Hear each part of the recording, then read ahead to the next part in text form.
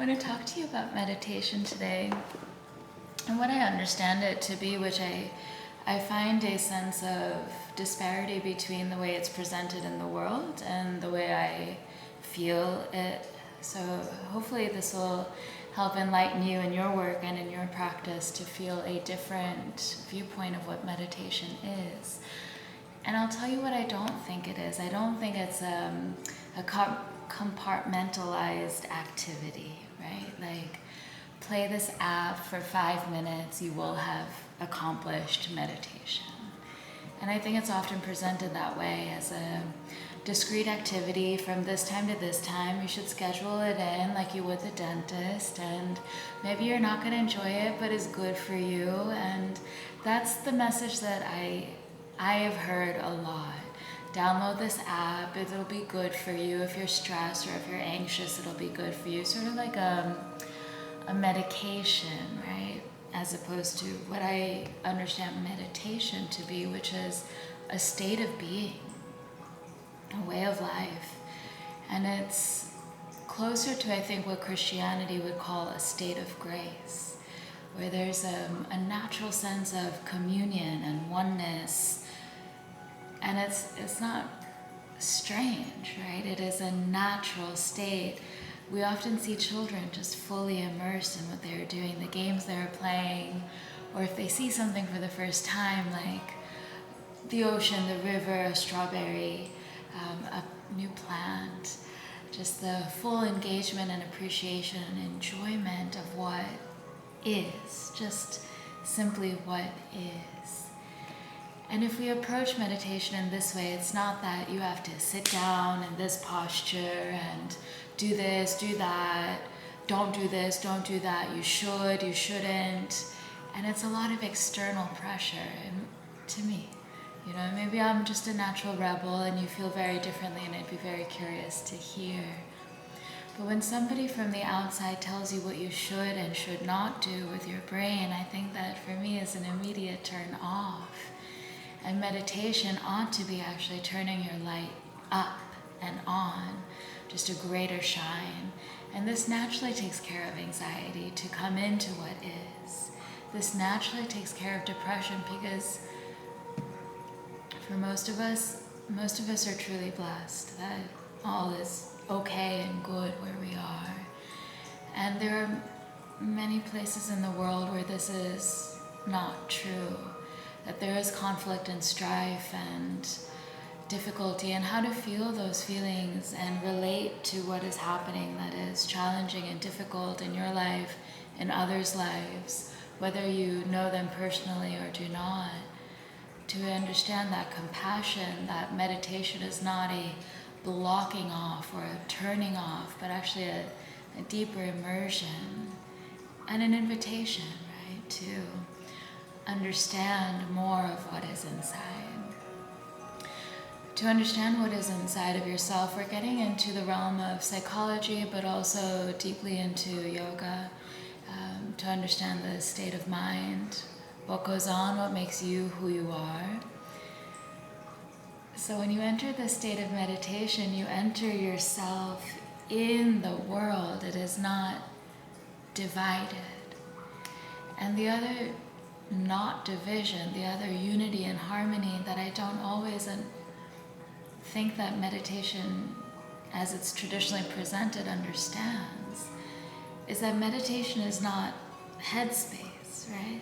Maybe the headspace is problematic and it needs decluttering and cleansing and calming and rest, right? True.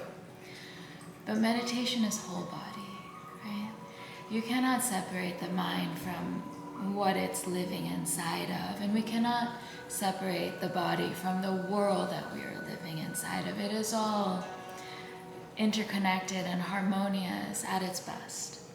So perhaps I would define mental health as living in the state of meditation, where we don't feel the need to disconnect and disengage in order to take care of one thing, right? That we're not leaving the world in order to feel good inside. And that feeling good inside doesn't mean blocking out what is really happening, right? These are all happening together. We are touching reality. And reality is not just this little space that we're living in. It is not just the chair you're sitting in. It is not just the simple, it is the simple things, but it's not just the people we know. It's not just our social network, which is bigger. It's not just our city or our country, right? It is planet, it is universal, it is something that is indivisible. And to connect into that is the most beautiful way to live. So I hope that is helpful. To me, in terms of technique, no technique, right? When I teach, and I do teach, I do not teach this is how we are meditating, right? I will say we are sitting, breathing, sitting, experiencing, feeling breath, and I give a lot of body cues, which is not to say this is how to meditate. This is not a technique of meditation, but in a state of meditation, you are calm and unbothered and able to feel, and there is so much to feel. And to connect into that is really what I guide, right? To be able to feel that when you breathe in, that your ribs move and expand. And then when you breathe out, that there is this natural drawing back towards the midline. And when you breathe in, there is this natural sense of up. And then when you breathe out, there is a natural sense of grounding. So I'll guide this in a group class. And I do it while I watch the reactions, because no matter how many yoga classes somebody has taken, if it is challenging to just be in your body and feel okay that you are here and now, that will show up, and that's what I look at. So I'm going to take 1,000 classes and be the best handstander in the world, can have the most amazing flexibility, but if they start a class or I start a class, we're all part of this. We are fidgeting with our hair, and we are looking around, and we are flexing our knuckles, and there is a sense of agitation that is apparent from the outside and is not always apparent from the inside if we have normalized it. If we think it is totally normal to be in conflict, totally normal to be irritated and annoyed and angry and better than or feeling worse than, if we have normalized any of these lenses, we don't see it. It's like I used to wear glasses, right? And then I got LASIK, which was amazing. I used to wear glasses, and often those of us who wear corrective lenses, we're used to, we don't recognize that we're wearing the lenses, right? We're looking through the lenses at the world.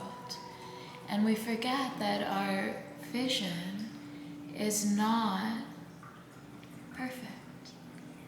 And as soon as we realize our vision is not perfect, it opens up the world. And this is especially true if you're wearing glasses, because those frames block out so much peripheral vision.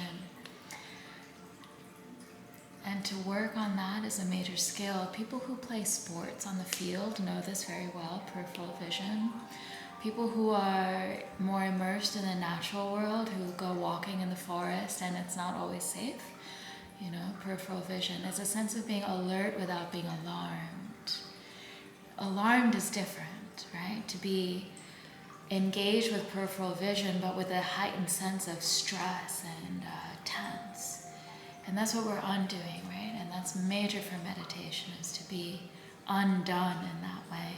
To let go of the boundaries, to let go of the barriers, to feel the sense of oneness and fluidity within yourself, around yourself.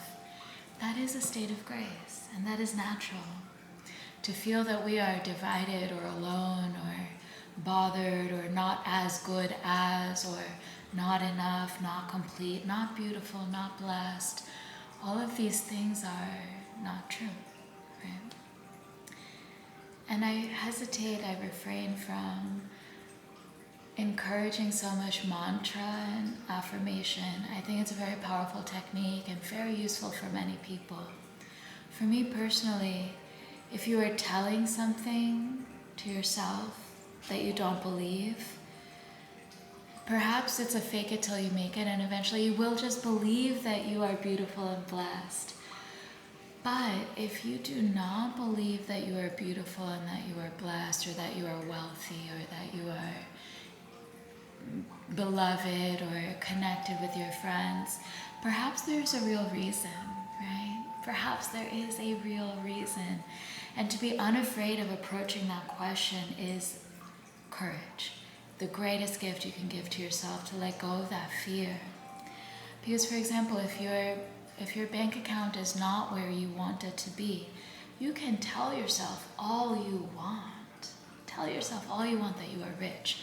And you can feel the richness. You can.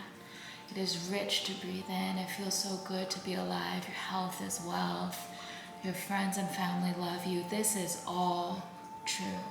But if there is something that you can do in the real world that speaks to your purpose and encourages you to do what is needed, then that hard work, that true effort in the direction that you need to go is going to give you that feeling that you want. And entering the meditative state, letting go of these fears and boundaries and self-deceptions, this actually enables us to re-engage with the world in a more positive, real, vibrant, uninhibited way. So that is my understanding of meditation. I am so curious if that speaks to you. I know it is different from what is presented, which is sit down and do this. But, if you want to stand up and do things the way you want to do it, do it. Be free, be full, live your life, subscribe. Tell me what you think, and be well.